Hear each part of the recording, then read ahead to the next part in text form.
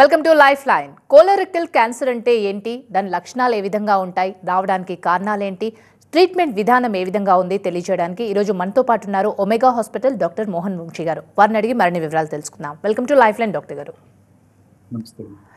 Colorectal cancer అంటే ఏంటి, అది రావడానికి కారణాలు ఏంటంటారు డాక్టర్ గారు?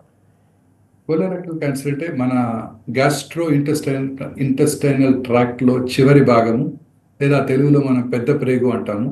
దీన్నే కోలన్ అని కూడా అంటారు. రెక్టమ్ అంటే పెద్ద ప్రేగు యొక్క చివరి భాగం. యానల్ ఆరిఫైస్ అంటే మలద్వారం దగ్గరుండే భాగం, లాస్ట్ 15 సెంటీమీటర్స్ని రెక్టమ్ అంటాం. ఆ పై భాగం 6 మీటర్స్ ఉంటుంది, అదేమో పెద్ద ప్రేగు లేదా కోలన్ అంటాం. సో ఈ కోలన్ పెద్ద ప్రేగులో వచ్చే క్యాన్సర్స్ని కోలోరెక్టల్ క్యాన్సర్స్గా మనం భావిస్తాం అనమాట. ఈ కోలోరెక్టల్ క్యాన్సర్స్ భారతదేశంలో ఈ మధ్యకాలంలో చాలా ఎక్కువగా కనబడుతున్నాయి. ముఖ్యంగా అర్బన్ ఏరియాస్లో, వారి లైఫ్ స్టైల్ వలన అర్బన్ ఏరియాస్లో ఈ కోలోరెక్టల్ క్యాన్సర్ ఇన్సిడెన్స్ చాలా ర్యాపిడ్గా పెరిగిపోతుంది. భారతదేశంలో సగటున 4.9 పీపుల్, అంటే స్త్రీలు పురుషులు కలిపి పర్ 100,000 పాపులేషన్ సంవత్సరానికి కోలోరెక్టల్ క్యాన్సర్ బారిన పడుతున్నారు. అందులో పురుషులది చాలా ఎక్కువగా ఉంటుంది. పురుషులది మాత్రమే చూసినట్టయితే 7.1 పర్ 100,000 పాపులేషన్ ఈ పురుషులు, అంటే 1,00,000 ప్రజల్లో హైదరాబాద్లో ఒక ఏరియాలో 1,00,000 మంది ప్రజలు ఉంటే అందులో 7.1 పురుషులు ఈ క్యాన్సర్ బారిన పడుతున్నారు. స్త్రీలలో అయితే బాగా తక్కువగా ఉంటుంది. ఇతర దేశాలతో పోలిస్తే భారతదేశంలో కోలోరెక్టల్ క్యాన్సర్ ఇన్సిడెన్స్ చాలా తక్కువగా ఉంటుంది. ఇన్ఫ్యాక్ట్ బ్రెజిల్లో అయితే ఇట్ ఈస్ అబౌట్ 18, జర్మనీలో 30 పర్ 100,000 పాపులేషను, యునైటెడ్ స్టేట్స్లో 25 పర్ 100,000 పాపులేషన్ ఉంటుంది. అదే ఆఫ్రికాలో కనుక చూసినట్టయితే లెస్ దాన్ 1 పర్ 100,000 పాపులేషన్. ఇదంతా చూస్తే ఖండాంతరాలను దాటినప్పుడు ఈ కోలన్ క్యాన్సర్ ఇన్సిడెన్స్ ర్యాపిడ్గా పెరిగిపోతుంది. అదే ఆఫ్రికన్స్ అమెరికాలో వెళ్ళి సెటిల్ అయితే వాళ్ళలో second generation, third generation Africans అమెరికాలో సెటిల్ అయిన తర్వాత వాళ్ళలో మళ్ళీ కోలన్ క్యాన్సర్ ఇన్సిడెన్స్ అమెరికా వాళ్ళతో సమానంగా, అంటే ఎక్కువగా ఉంటుంది. ఇవన్నీ చూస్తే మన కారణం తెలిసిపోతుంది. Life style is the most important risk factor for colon cancer. ఇది మనం గుర్తుపెట్టుకోవాలి. ఈ లైఫ్ స్టైల్ బట్టే ఈ క్యాన్సర్ మారిపోతుంది. సో ఈ కోలన్ క్యాన్సర్ రావడానికి గల రిస్క్ ఫ్యాక్టర్స్ ఏంటంటే ఈ లైఫ్ స్టైల్లో ముఖ్యమైనది డైట్. ఫైబర్ ఎక్కువగా తీసుకోకుండా తక్కువ ఫైబరు, హై రెసిడ్యూ డైట్ తీసుకోవటం, ఈ ప్రాసెస్డ్ మీట్స్, మైదా, బ్రెడ్ ఇలాంటివి తీసుకోవటం, ఫ్రూట్స్ తక్కువగా తీసుకోవటం, ఈ ఫైబర్ తక్కువగా తీసుకోవటం అనమాట. ఈ ప్రాసెస్డ్ మీట్స్తో పాటు షుగరీ ఐటమ్స్ ఎక్కువగా తీసుకునే వాళ్ళలోను, అలాగే high fatty diet, unsaturated fat కాకుండా సాచురేటెడ్ ఫ్యాట్స్, ముఖ్యంగా ఈ పిజ్జాలు, బర్గర్లు, ప్రాసెస్డ్ మీట్స్, రెడ్ మీట్ ఎక్కువగా తీసుకునే వాళ్ళలోనూ ఈ క్యాన్సర్ ఎక్కువగా కనబడుతుంది. అలాగే స్మోకింగ్ చేసే వాళ్ళలోను, ఆల్కహాల్ ఎక్కువగా తాగే వాళ్ళలో కూడా ఈ క్యాన్సర్ ఎక్కువగా కనబడుతుంది. సో ఇవన్నీ కూడాను ఈ కోలన్ క్యాన్సర్ రిస్క్ ఫ్యాక్టర్స్. ఎక్కువ ఎక్సర్సైజ్ చేయకుండా ఎప్పుడు సిట్టింగ్ జాబ్లో, అంటే మోస్ట్ ఆఫ్టెన్ ఈ సాఫ్ట్వేర్ ప్రొఫెషనల్స్ కూర్చొని కంప్యూటర్ ముందు చాలాసేపు గంటలు వాళ్ళు కూర్చొని వాళ్ళ జీవితాంతో ఆ గంటలు ఆ కంప్యూటర్ ముందు కూర్చోవడంతోనే సరిపోతుంది. చాలామంది మేనేజరియల్ పొజిషన్స్లో ఉన్న వాళ్ళు, హై సోషియో ఎకనామిక్ స్టాటా చెందిన వాళ్ళు కూర్చొని పనిచేసుకునే వాళ్ళలో ఈ కోలన్ క్యాన్సర్ చాలా ఎక్కువగా కనబడుతుంది. దాన్నే ఈ మధ్య కొత్తగా క్యాచీ వర్డ్ వచ్చింది, సిట్టింగ్ ఈజ్ స్మోకింగ్. అంటే కూర్చోవడం is as bad as smoking. Movement is medicine. అంటే ఎక్కువగా ఎక్సర్సైజ్ చేసేవాడు, రెగ్యులర్గా మూవ్ అయ్యేవాడు, రెగ్యులర్గా వాకింగ్ చేస్తూ పని చేసుకునేవాడు, కష్టపడి పని చేసుకునేవాళ్ళు, అంటే డాక్టర్ లాగా అనమాట. కష్టపడి పని చేస్తుంటాం కదా మేము. వీళ్ళలో ఈ కోలన్ క్యాన్సర్ వచ్చే అవకాశాలు తక్కువగా ఉంటాయి. So movement is medicine, sitting is smoking. So smoke చేసే వాళ్ళలో క్యాన్సర్ ఎక్కువగా చూస్తుంటాము. అలాగే ఆల్కహాల్ తాగే వాళ్ళలో కూడా ఈ క్యాన్సర్ ఎక్కువగా కనబడుతుంది. సో ఆల్కహాల్ కనుక రిస్ట్రిక్ట్ చేసినట్టయితే ఈ క్యాన్సర్ బారిన పడకుండా ఉండటానికి అవకాశం ఉంటుంది. ఈ స్మోకింగ్, ఆల్కహాల్ రెండూ తీసుకునే వాళ్ళలో ఈ రిస్క్ చాలా ఎక్కువగా ఉంటుంది.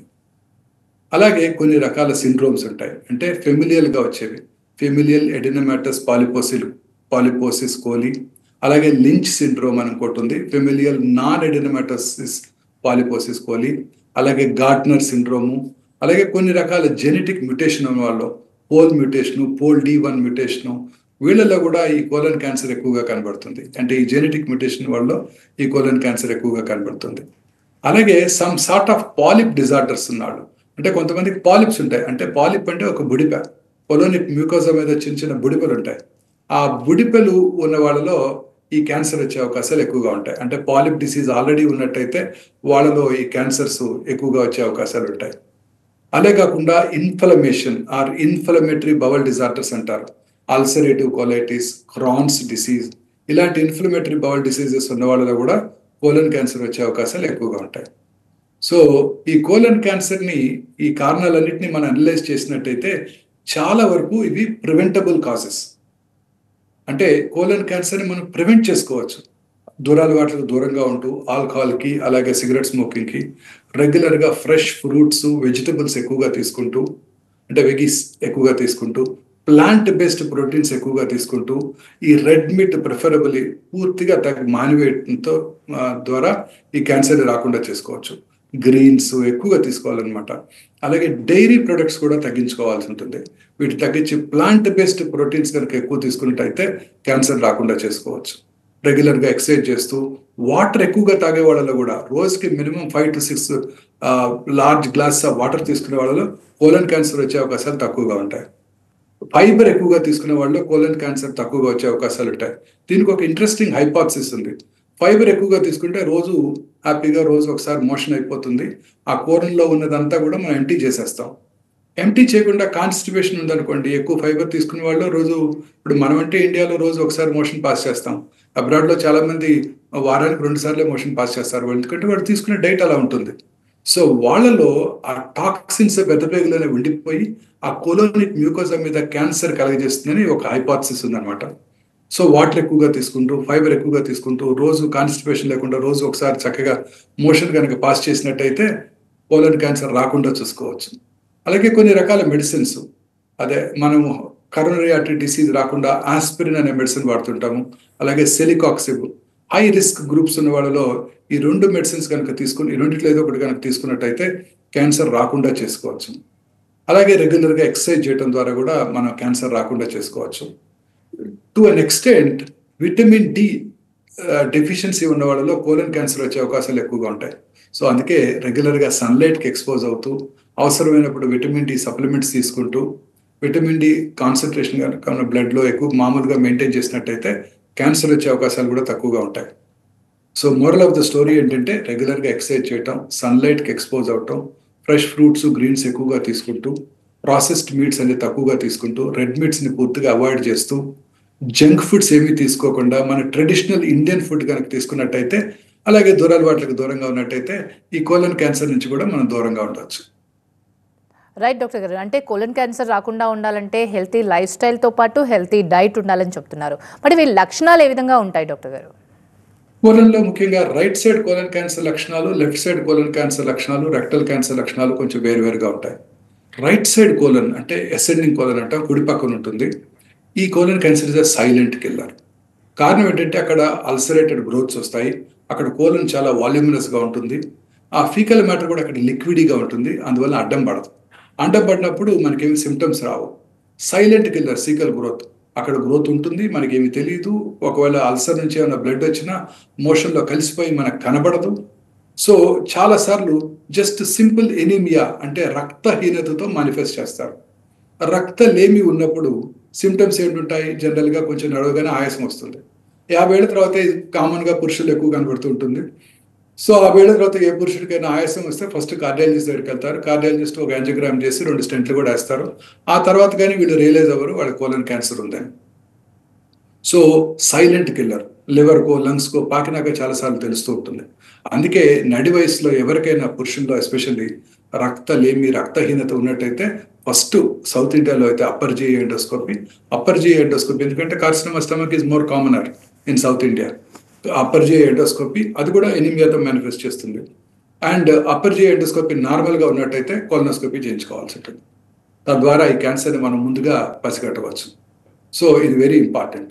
ఆ rest of the colon and left colon క్యాన్సర్స్లో జనరల్గా అండ్ రెక్టల్ క్యాన్సర్లో మోషన్లో బ్లడ్ పడటం వెరీ ఇంపార్టెంట్ వార్నింగ్ సిగ్నల్.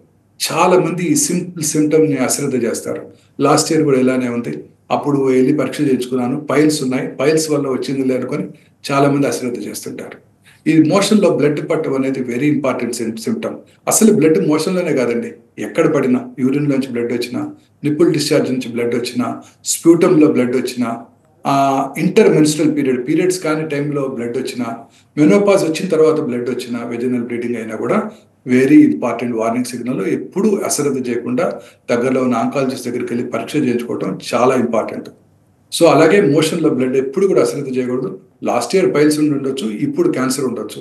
ఇప్పుడు క్యాన్సర్ ఉండవచ్చు, పైల్స్ ఉండవచ్చు. వెళ్ళి డాక్టర్ దగ్గర పరీక్ష చేయించుకొని పైల్స్ ఉన్నాయి, పైల్స్కి వైద్యం చేయించుకున్నాం. పైల్స్కి వైద్యం చేయించుకున్న తర్వాత ఇంకా బ్లీడింగ్ అవుతుంటే పైన క్యాన్సర్ కూడా ఉండొచ్చు. సిగ్మాడోస్కోపీ లేదా కొలనోస్కోపీ చేసుకొని డయాగ్నోస్ చేసుకోవాలి.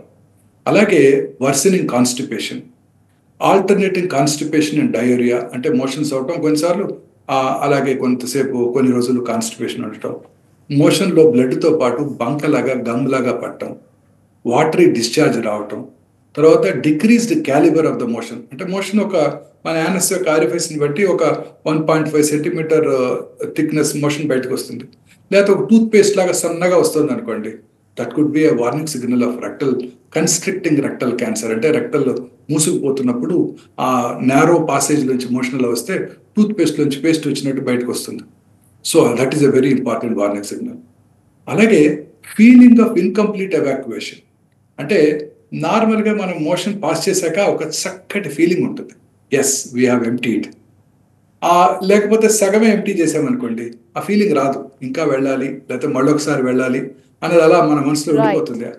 అదే కాకుండా ఫీలింగ్ ఆఫ్ ఇన్కంప్లీట్ ఎవాక్యుయేషన్, అంటే కొంచెం మోషన్ పూర్తిగా పాస్ చేసిన తర్వాత కూడా ఇంకా కూడా మోషన్ లోపలే ఉన్నట్టుంది, అంటే అక్కడ ట్యూమర్ ఉందన్నమాట. మన brain perceives this as a motion, tumour అని తెలియదు కదా బ్రెయిన్కి.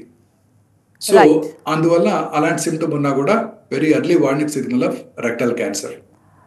ఈరోజు కోలన్ క్యాన్సర్ గురించి డిస్కస్ చేస్తున్నాం. డాక్టర్ గారు, ఒక వ్యాధి నిర్ధారణ కావాలన్నా, ఏ స్టేజ్లో ఉంది అని తెలుసుకోవాలన్నా కూడా డయాగ్నోసిస్ అనేది చాలా ఇంపార్టెంట్. అది ఏ విధంగా చేస్తారంటారు? డయాగ్నోసిస్లో లేటెస్ట్ టెక్నాలజీస్ ఏవి అందుబాటులో ఉన్నాయి? Two things madam, diagnosis and prevention. ఈ prevention of cancer and diagnosis are very very important as you said. ఇక్కడ ఫస్ట్ ప్రివెన్షన్ గురించి కనుక చూసినట్టయితే, ఈ లైఫ్ స్టైల్ చేంజెస్తో పాటు స్క్రీనింగ్ టెస్ట్లు కూడా అందుబాటులో ఉన్నాయి. ఈ స్క్రీనింగ్ టెస్ట్లు అంటే క్యాన్సర్ రావడాన్ని ముందుగా పసిగట్టడం. క్యాన్సర్ని ముందుగా పసిగట్టినట్టయితే 60% ఆఫ్ ద కోలన్ క్యాన్సర్ మార్టాలిటీని మనం పూర్తిగా తగ్గించడానికి అవకాశం ఉంది. సో స్క్రీనింగ్ అంటే ముందుగా 3 రకాల టెస్ట్లు అందుబాటులో ఉన్నాయి. ఒకటి ఫీకల్ అక్కల్ట్ బ్లడ్ టెస్టింగ్, రెండోది సిగ్మాడోస్కోపీ కొలనోస్కోపీ. ఈ రెండు టెస్టుల ద్వారా, ఈ sigmoidoscopy, colonoscopy, faecal occult blood testing ద్వారా మనం చాలా రకాల కోలన్ క్యాన్సర్ ముందుగా పసిగట్టవచ్చు. Risky individual, average risk or high risk individuals 45 years నుంచే ఈ కోలన్ స్క్రీనింగ్ ప్రోగ్రాంలో జాయిన్ అవడం ద్వారా క్యాన్సర్ అవటాన్ని ముందుగా పట్టుకోవచ్చు. రిస్క్ తక్కువగా ఉన్నవాళ్ళు 50-55 years తర్వాత కూడా ఈ స్క్రీనింగ్ ప్రోగ్రాంలో జాయిన్ అవ్వాల్సి ఉంటుంది. చాలా simple test, faecal occult blood testing. సంవత్సరానికి ఒకసారి ఈ ఫీకల్ అక్కల్ట్ బ్లడ్ టెస్ట్ చేయించుకున్నట్టయితే, మోషన్లో కనుక బ్లడ్ ఉన్నట్టయితే వెంటనే ఇతరత్ర కొలనోస్కోపీ లేదా సిగ్మాడోస్కోపీ చేయించుకోవాల్సి ఉంటుంది. రకరకాల ఫీకల్ అక్కల్ట్ బ్లడ్ టెస్టింగ్స్ అందుబాటులో ఉన్నాయి. ట్రెడిషనల్ గ్వాయిక్ టెస్ట్లు చాలా పాపులర్, చాలా కాలంగా చేస్తున్నారు. కానీ దాన్ని చేసే ముందు ఫుడ్లో మార్పులు తీసుకోవాలి, వాడుకునే మందులు కూడా చాలా ఆపేయాల్సి ఉంటుంది. ఇప్పుడు కొత్తగా ఇమ్యూనోకెమికల్ టెస్టింగ్స్ అందుబాటులోకి వచ్చాయి. ఈ సంవత్సరానికి ఒకసారి ఈ ఫీకల్ ఇమ్యూనోకెమికల్ బ్లడ్ టెస్టింగ్ ద్వారా మనం ఆ ఫీకల్ మ్యాటర్లో బ్లడ్ ఉన్నది లేనిది చాలా ఈజీగా గుర్తించవచ్చు. అతి తక్కువ ఖర్చుతో ఈ టెస్ట్ చేయించుకోవడం ద్వారా కోలన్ క్యాన్సర్ రావడాన్ని మనం ముందుగా పసిగట్టవచ్చు. ఈ టెస్ట్లో పాజిటివ్ ఉన్నా, లేకపోతే హై రిస్క్ ఇండివిజువల్స్ 45 years నుంచి కొలనోస్కోపీ పరీక్ష చేయించుకోవడం ద్వారా చాలా ఈజీగా ఈ క్యాన్సర్ రావడాన్ని మనం గుర్తించుకోవచ్చు. కొన్నిసార్లు బ్లడీ మోషన్ కనుక కామన్ సిమ్టమ్గా ఉన్నప్పుడు, రెక్టల్ క్యాన్సర్ని సస్పెక్ట్ చేసినప్పుడు పూర్తి కొలనోస్కోపీ కాకుండా 60% to 70% of the cancers left side కోలన్లోను రెక్టంలోనే ఉంటాయి. కాబట్టి సింపుల్ సిగ్మాడోస్కోపీ చేసుకోవడం ద్వారానే మనం ఈ క్యాన్సర్ రావడాన్ని ముందుగా పసిగట్టవచ్చు. ఇప్పుడు అనేక రకాలైన ఫీకల్ డిఎన్ఏ మార్కర్స్ కూడా మనకు అందుబాటులోకి వచ్చాయి. ఈ ఫీకల్ డిఎన్ఏ మార్కర్స్ చేసుకోవడం ద్వారా క్యాన్సర్ రావడాన్ని చాలా ముందుగా మనం గుర్తించవచ్చు. ఇప్పుడు ఇదే కాకుండా బ్లడ్తోనూ సెలైవాతోనూ కూడా టెస్టులు చేసుకొని జెనెటిక్ టెస్టింగ్ చేయించుకొని ఆ క్యాన్సర్ నెక్స్ట్ 1 to 2 yearsలో క్యాన్సర్ వచ్చే అవకాశం ఉందో లేదో ముందుగానే చెప్పే అవకాశం ఉంది. అంటే సెలైవా, సింపుల్ సెలైవా, ఒక చిన్న స్పిట్ ఇంటూ పెట్రీ డిష్ మనము ఈ క్యాన్సర్ రావడాన్ని ముందుగా పసిగట్టవచ్చు. 1 to 2 years ముందే పసిగట్టవచ్చు. సో ఈ టెస్టుల ద్వారా క్యాన్సర్ని మనం స్క్రీనింగ్ చేసుకోవటం ద్వారా క్యాన్సర్ రావటాన్ని ముందుగా పసిగట్టి క్యాన్సర్ నుంచి, కోలన్ క్యాన్సర్ నుంచి, మోర్టాలిటీ నుంచి పూర్తిగా అధిగమించి క్యూర్ అవడానికి ఎక్కువ అవకాశాలు ఉంటాయి. ఒకసారి మనం కోలన్ క్యాన్సర్ని సస్పెక్ట్ చేసినప్పుడు diagnosis is again by colonoscopy. Colonoscopy చేసుకోవటం ద్వారా కొలనోస్కోపీ అలాగే బయాప్సీ చేసి కోలంలో పాలిప్స్ ఉన్నాయా, ట్యూమర్ ఉందా, ఎక్కడుంది ట్యూమరు, రైట్ కోలంలో ఉందా, లెఫ్ట్ కోలంలో ఉందా, అంతా కూడా బ్లాకింగ్ కన్స్ట్రక్టింగ్ గ్రోత్ అంటే బ్లాక్ చేస్తుందా లేదా మొత్తం ఇన్ఫర్మేషన్ వచ్చేస్తుంది. అదే టైంలో చిన్న బయాప్సీ చేయడం ద్వారా అది ఏ రకమైన క్యాన్సర్ కూడా ఖచ్చితంగా తెలుసుకోవచ్చు మనం. ఆ తర్వాత స్టేజింగ్ టెస్ట్లు very important. Staging colon cancer స్టేజింగ్కి digital PET scan, PET CT scan అంటారు. పెట్ స్కాన్ అంటే positron emission tomography. Positron emission tomography టెస్ట్లో FDG fluoro deoxy glucose inject చేయడం ద్వారా క్యాన్సర్ దగ్గర ఈ గ్లూకోజ్ ఎక్కువ టేకప్ చేయబడి మనకి సిటీ స్కాన్, పెట్ స్కాన్ ఫిల్మ్స్లో లైట్ అప్ అవుతాయి. సో ఇప్పుడు కొత్తగా ఆర్టిఫిషియల్ ఇంటెలిజెన్స్, కృత్రిమ మేధస్సుతో పనిచేసే డిజిటల్ పెట్ సిటీ స్కాన్లు ఇప్పుడు మనకి హైదరాబాద్లో అందుబాటులోకి వచ్చాయి. ఈ డిజిటల్ పెట్ సిటీ స్కాన్ ద్వారా అతి తక్కువ రేడియేషన్ ఎక్స్పోజర్తో, అంటే నార్మల్ ఎనలాగ్ పెట్ సిటీ స్కాన్లో 23 నుంచి 24 మిల్లీ సివరెట్ల రేడియేషన్ ఉన్నట్టయితే దీంట్లో 8 మిల్లీ సివరెట్ రేడియేషన్తోనే మనం కోలన్ క్యాన్సర్ని కరెక్ట్గా ఐడెంటిఫికేషను, డయాగ్నోసిస్, స్టేజింగ్ కూడా చేయడానికి అవకాశం ఏర్పడింది. ఇక రెక్టల్ క్యాన్సర్, రెక్టమ్ అంటే కోలంలో ఉండే చివరి పార్ట్, మలద్వారం పై భాగాన్ని ఉండే 15 సెంటీమీటర్లని రెక్టమ్ అండ్ యానల్ కెనాల్ అంటాం. ఈ రెక్టమ్ అండ్ యానల్ కెనాల్ క్యాన్సర్స్కి మనకి ఎంఆర్ఐ ఈజ్ వెరీ యూస్ఫుల్. ఇప్పుడు కొత్తగా కృత్రిమ మేధస్సుతో పనిచేసే అంటే artificial intelligence powered digital PET MR, అంటే ఎంఆర్ఐకి పెట్ కూడా తోడైంది. డిజిటల్ పెట్ ఎంఆర్ ద్వారా ఈ రెక్టల్ క్యాన్సర్ని మనం చాలా యాక్యురేట్గా స్టేజ్ చేయడానికి అవకాశం ఏర్పడింది. మీరు అన్నట్టు staging is the most important thing. Staging ద్వారానే మనం కంప్లీట్గా ట్రీట్మెంట్ ప్రోటోకాల్ని డిజైన్ చేయడం జరుగుతుంది. క్యాన్సర్ ట్రీట్మెంట్ మీ అందరికీ తెలుసు. Surgical oncologist, medical oncologist, radiation oncologist, nuclear medicine specialist అంటే ఈ PET CT scan, PET MR read చేసే డాక్టర్ గారు, అలాగే రేడియాలజిస్టు, పెథాలజిస్టు అందరూ కలిసి కూర్చొని తీసుకోవాల్సిన నిర్ణయం అన్నమాట. ఈ ట్రీట్మెంట్ ప్రోటోకాల్ డిజైన్ చేయడానికి ఈ రెక్టల్ క్యాన్సర్స్లో డిజిటల్ పెట్ ఎంఆర్, కోలన్ క్యాన్సర్స్లో డిజిటల్ పెట్ సిటీ మనకి చాలా ఉపయోగంగా ఉంటాయి. ఆ స్టేజింగ్ చేయడం ద్వారా క్యాన్సర్కి ఫర్దర్ ట్రీట్మెంట్ మనం డిజైన్ చేయడానికి, ప్లాన్ చేయడానికి అవకాశం ఏర్పడుతుంది. కమింగ్ టు ట్రీట్మెంట్ డాక్టర్ గారు, ఒకప్పుడు ట్రీట్మెంట్ అంటే చాలా పెద్ద ప్రాసెస్ ఉండేది, పేషెంట్స్ కూడా చాలా సఫర్ అయ్యేవాళ్ళు. కానీ ఇప్పుడు అలా లేదు, అడ్వాన్స్ టెక్నాలజీస్ అందుబాటులోకి వచ్చాయి. ట్రీట్మెంట్ ప్రాసెస్ ఇప్పుడు ఎలా ఉంది ప్రెసెంట్ డాక్టర్ గారు? Early colon cancer and early rectal క్యాన్సర్లో సర్జరీ చేయడం ద్వారా ఈ క్యాన్సర్ని మనం పూర్తిగా క్యూర్ చేయడానికి అవకాశం ఏర్పడింది. సర్జరీ చేయడం అంటే ట్యూమర్ వచ్చిన భాగాన్ని దూరంగా తీసివేయటం, అది ఎక్కడికైతే పాకటానికి అవకాశం ఉందో లింఫ్ గ్లాండ్స్ని కూడా పూర్తిగా తొలగించి వేయడంతోనే ఈ క్యాన్సర్ని మనం పూర్తిగా క్యూర్ చేసుకోవడానికి అవకాశం ఉంది. ఓల్డెన్ డేస్లో పెద్దగా కోత కోసి సర్జరీ చేయడం జరిగేది. ఇప్పుడంతా కూడా కీహోల్ పద్ధతిలో, లాప్రోస్కోపిక్ పద్ధతిలో సర్జరీ చేయడం ద్వారా మనము జస్ట్ 4 to 5 స్మాల్ పోర్ట్స్ అంటే హోల్స్ వేసి హై డెఫినేషన్ ఇమేజ్ 1 కెమెరాస్ని లోపల పెట్టి మనం నేకెడ్ అయితే చూసిన దానికన్నా 15 to 16 టైమ్స్ మ్యాగ్నిఫైడ్ ఇమేజెస్ మనం మన ఆపరేషన్ రూమ్లో స్క్రీన్లో చూస్తూ సర్జరీ చేయడం ద్వారా ట్యూమర్ వచ్చిన భాగము, అది ఎక్కడికైతే పాకటానికి అవకాశం ఉందో లింఫ్ గ్లాండ్స్ అవన్నీ కూడా చాలా క్లారిటీతో స్పష్టంగా కనబడతాయి. అప్పుడు సర్జరీ చేయడం కూడా సులువుగా ఉంటుంది. అండ్ సర్జరీ పూర్తిగా అంటే కంప్లీట్ రాడికల్ సర్జరీ చేయడానికి కూడా అవకాశం ఏర్పడుతుంది. సో అలాగే పోస్ట్ ఆపరేటివ్ రికవరీ కూడా చాలా తక్కువ టైంలోనే రికవర్ అయిపోతారు ఈ మినిమల్లీ ఇన్వేసివ్ పద్ధతిలో సర్జరీ చేసినప్పుడు, లేదా కీహోల్ పద్ధతి అని కూడా అంటుంటాం. సర్జరీ చేసినప్పుడు తొందరగా రికవర్ అవుతారు, తొందరగా వర్క్ వెళ్ళిపోవడానికి అవకాశం ఉంటుంది. అండ్ పోస్ట్ ఆపరేటివ్ కాంప్లికేషన్ కూడా చాలా మినిమైజ్ చేస్తుంటాం. కానీ కొన్నిసార్లు ఎస్పెషల్లీ రెక్టల్ క్యాన్సర్లో ట్యూమర్ కనుక అడ్వాన్స్డ్గా ఉన్నట్టయితే, అంటే మజిల్ అంటే రెక్టల్ వాల్లో మజిల్ లేయర్ కూడా బ్రీచ్ చేసినట్టయితే ముందుగా రేడియేషను, కీమోథెరపీ ఇచ్చి ట్యూమర్ని డౌన్ సైజ్ చేసి ఆ తర్వాత సర్జరీ చేయడం జరుగుతుంది. దీన్నే యాంటీరియర్ కీమో రేడియేషన్ ప్రోటోకాల్స్ అంటారు. అన్ని రకాల రెక్టల్ క్యాన్సర్స్ కూడా ముందుగా కీమో రేడియేషన్ ఇచ్చి ఆ ట్యూమర్ని తగ్గించిన తర్వాత సర్జరీ చేయడం ద్వారా పేషెంట్ యొక్క సర్వైవల్ కూడా బెనిఫిషియల్గా ఉండబోతుంది. సో ఈ chemo radiation followed by surgery చేయడం జరుగుతుంది. చాలాసార్లు లోవర్ రెక్టల్ క్యాన్సర్ అంటే రెక్టమ్ కింది భాగంలో వచ్చినప్పుడు చాలాసార్లు పూర్తిగా రెక్టమ్ని తొలగించి మన పేగుని పర్మనెంట్గా బయట పెట్టాల్సి ఉంటుంది, కొలాస్టమీ అంటుంటారు.